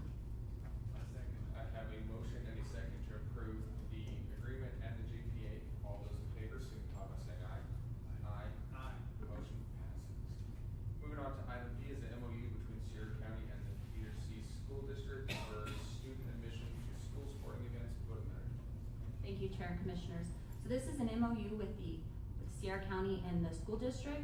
And during the budget session, Sheriff Baker brought up that we would be nice to be able to give the school money so that the students wouldn't have to pay for admission to sporting events. So we worked with the schools and came up with a dollar amount of $4,000 for this school year to cover the admission for district students to regular season home sporting events. And they've already approved this agreement. It's on the agenda. I'll stand for any questions. And the athletic director is here, Derek Bain, welcome. If you'd like to make any comments or if the sheriff would like to make any comments. I don't wanna put you on the spot, but do you wanna say anything? Thank you all. It's going to go a long ways. We have a plan in place to record this data. Really hoping to gain some more student spirit by getting these kids. And I got a feeling, for some weird way, that objection of getting them through the gate, that money still gets spent in a concession stand, which will further help our teams at task to always looking to offset the cost. So thank you all so much. We appreciate it. Go Tigers. Thank you. Congratulations on the new position. Thank you, I think. Or condolences, whichever you find more appropriate. We'll find out in a few months. Sheriff, will go to you next. Thank you, Mr. Chair. So I think it's a worthy investment. It's a small monetary amount to get these kids somewhere that's got some supervision and hopefully some contact with the kids that are in attendance. We can get them engaged in athletics themselves, as well as what better way to invest our money than in our youth. So I would appreciate it. I've got a quick question. How do you monitor, like at the, whoever's selling tickets, do they have, provide some type of ID or? The students we've been proactive in getting every student an ID now. It's gonna be multiple use. They're using it with the buses to check in, check out. Okay. Now we're gonna be able to track to make sure we don't get those kids from the south trying to get in for free. So even elementary kids have an ID now? Yes. That's good to know. Tiring. Thank you. And we will be doing a signage. Thank you. That's all I got. Commissioner Spence, any additional questions? Go ahead. I think that, this is way outside of the sheriff's job description, but kudos to Sheriff Baker for not only having an interest in the kids and taking part and putting them first, but also for taking personal time to coach these little rascals in football and just part of your community service that extends much beyond the badge you wear. So thank you, Sheriff. Yes, sir. Thank you.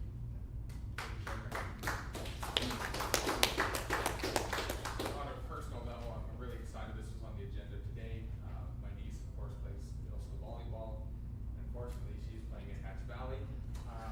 So I feel like my conscience is gonna be clean with this resolution. So I just wanna put that on a personal level. I did not wear red and black though, so. And I graduated from Hatch, so.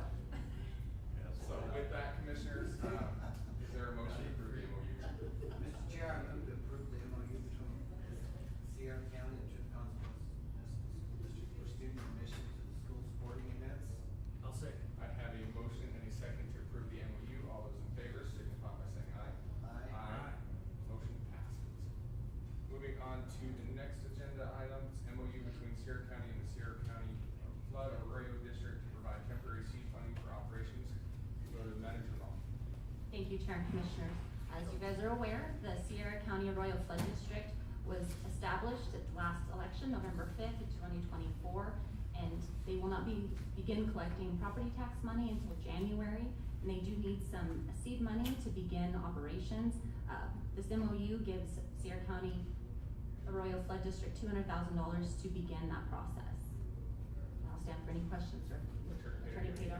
Mr. Chairman, I have nothing to add. Thank you. Mr. Deacon? Yeah, but, I think,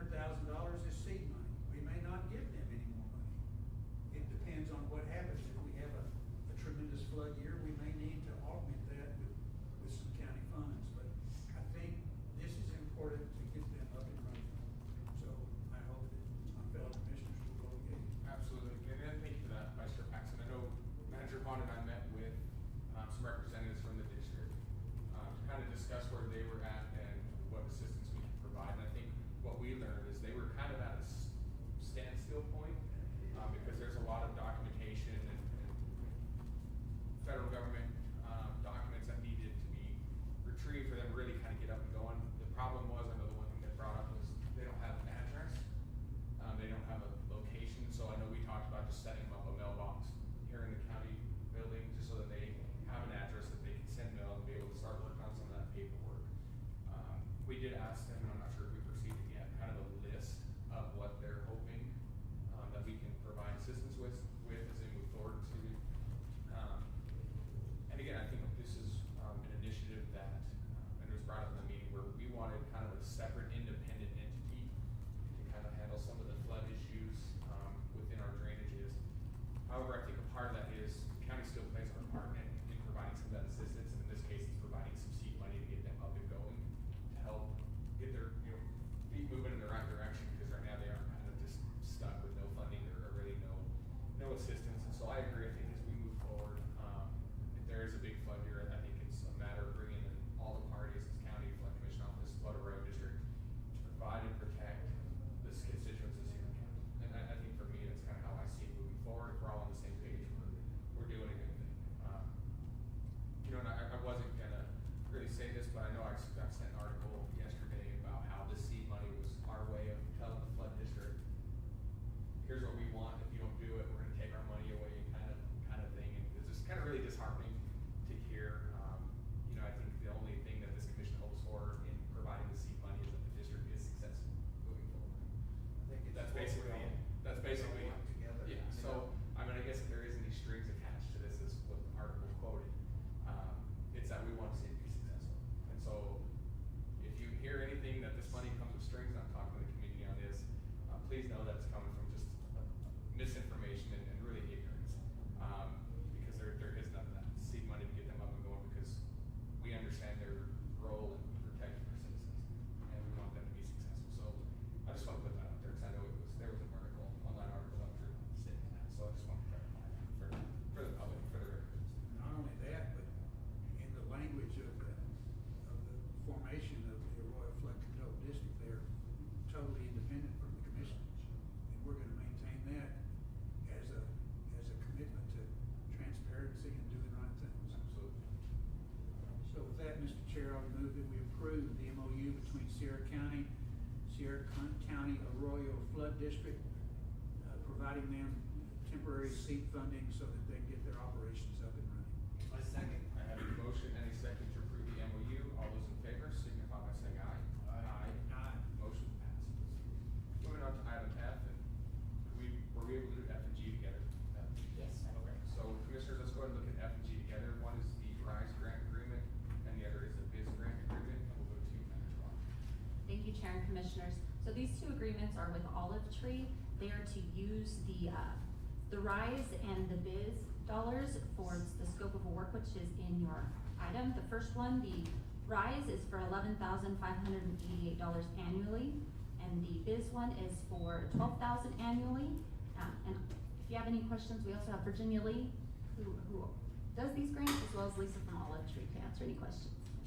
Commissioners, it's okay, we'll have Virginia just kind of ask them. Sure. Yeah. Welcome back. Morning, Mr. Chairman, Commissioners, Manager Bond. The RISE program, we were given a lot more funding than that. This particular agreement is just for, Olive Tree for their management of the grant services for the behavior health portion. Our RISE grant funding in the past has been almost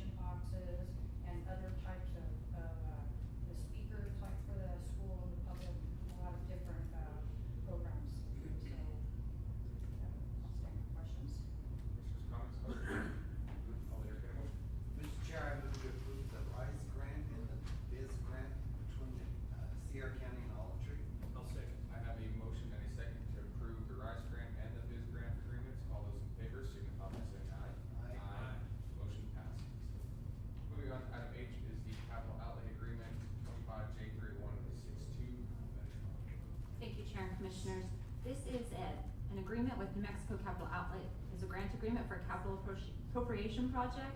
This one is for $500,000 minus the art and public places of $5,000, which has $495,000 for the Emergency Operations Center. This does go a little way in getting us closer to building that building. We're about a little more than $2 million short. I am working with Ryan Williams as well as Jessica Penny, our finance director, to look at grant opportunities and other ways to fund that $2 million. We are gonna go to the infrastructure conference and look to see if we, about loans and other items like that, so. With that, I'll stand for any questions. What can we actually accomplish with that $500,000 with a time limit on those funds? So, Ryan Williams and I have met with our architect, and we're thinking we might be able to get some of the dirt work done. It's just, we won't use nearly enough money to finish the grant that was from the congressionally directed spending. So what we're looking at is trying to get that 2.8 million, I believe is what we're missing, as quickly as possible. So there's not much we can do with what we have without just making a mess, honestly. Well, and I think, to Vice Chair Paxton's point, I think at some point, as a county, as a commission, we're just gonna have to decide on how we move forward with this project in an effective manner. I know we kind of have this little piecemeal, and I guess it poses a question, maybe it's for our finance directors, kind of where are we at with the existing loans that we have, and is there an opportunity that those will be paid off, or we can take on another loan to complete this project?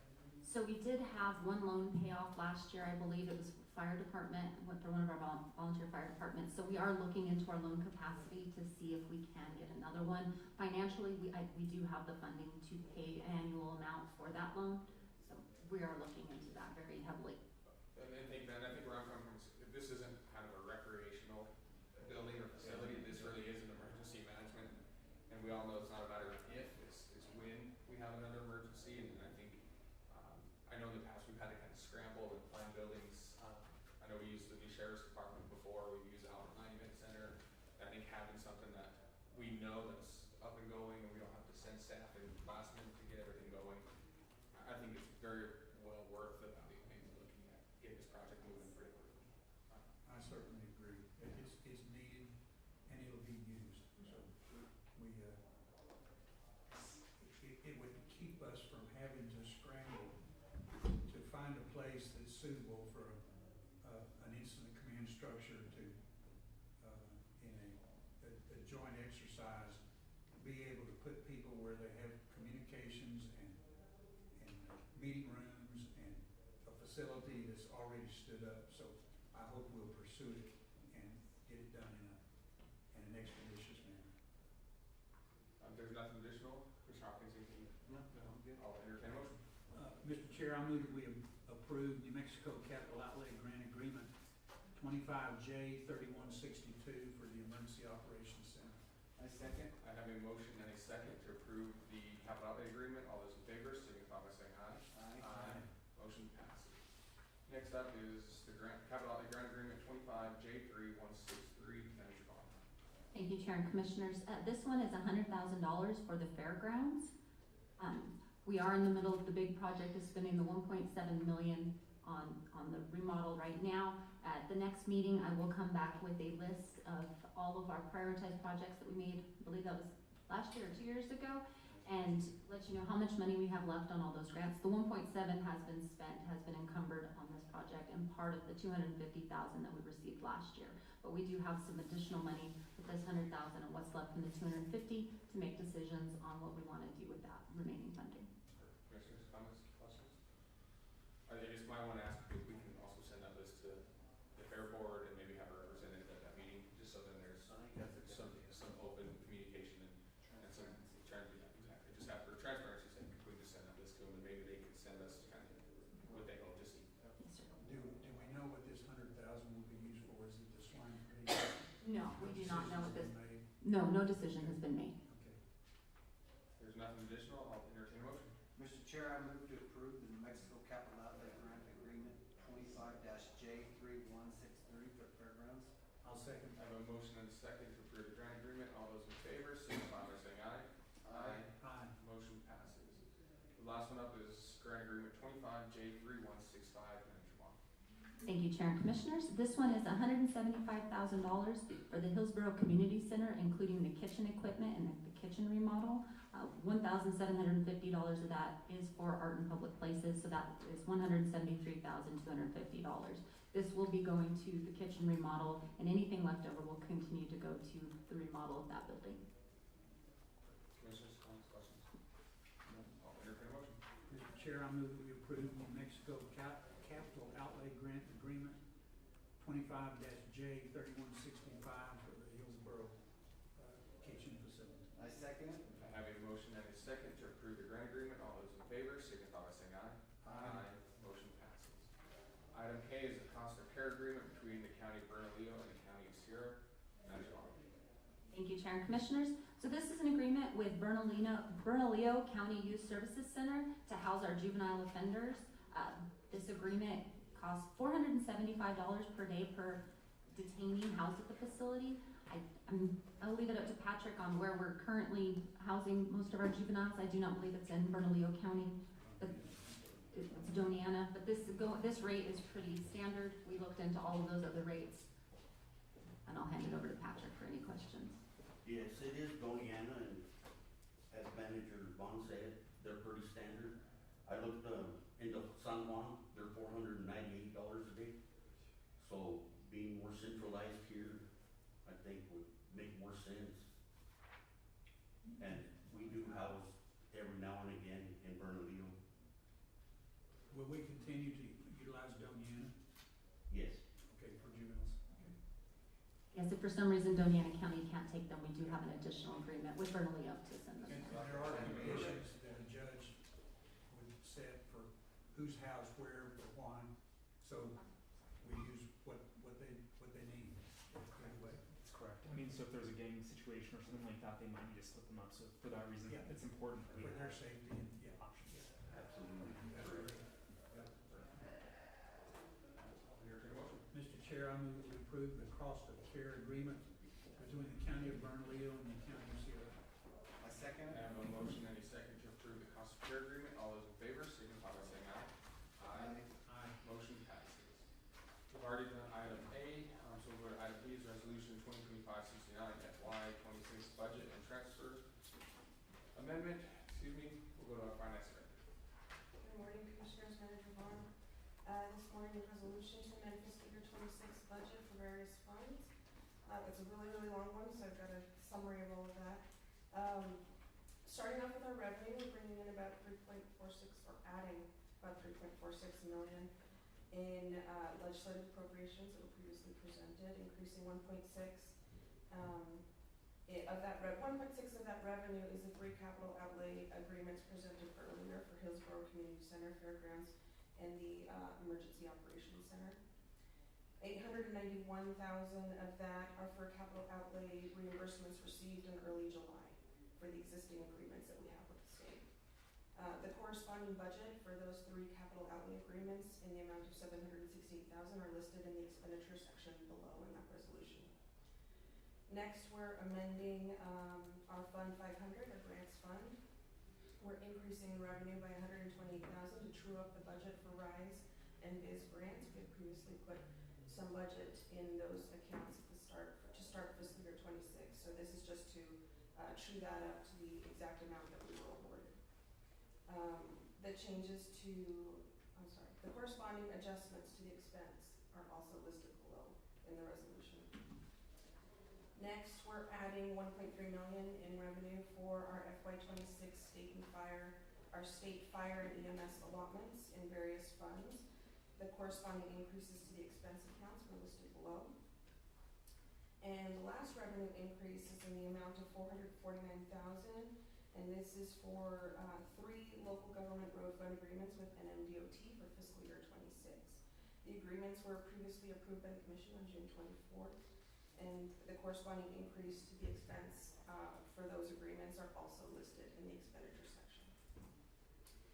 So aside from the previously mentioned expenditure adjustments in that grants fund, we're also truing up some accounts. We're making an amendment to our volunteer firefighter stipends, truing it up to actuals from $25,000 to $17,000.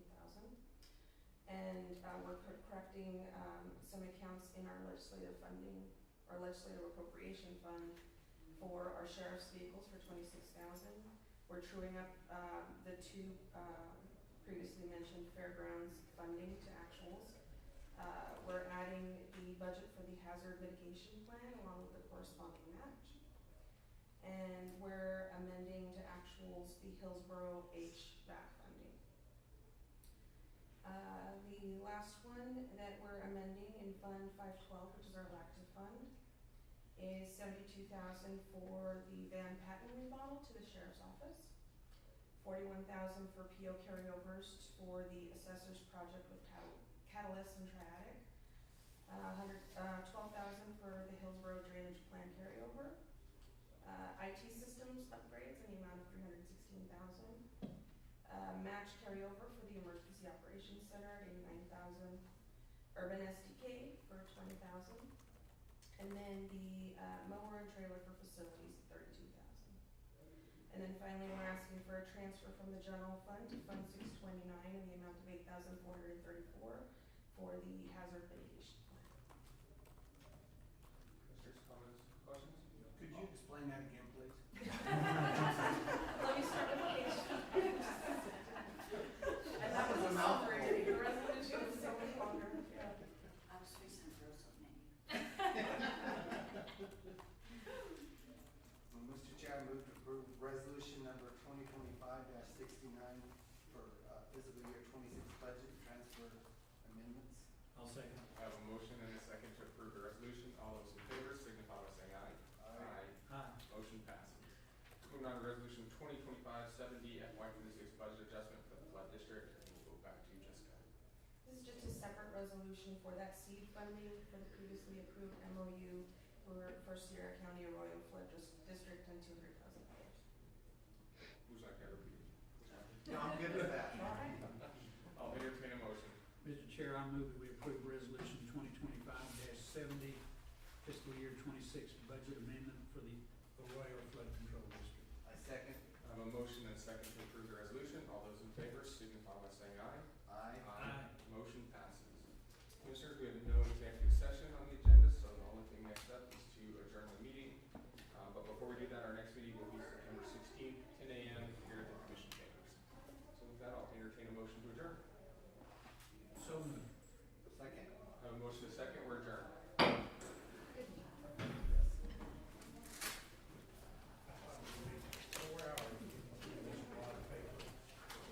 lot of it was just normal day-to-day. Thank you so much, Jessica. I'm so sorry about the revision.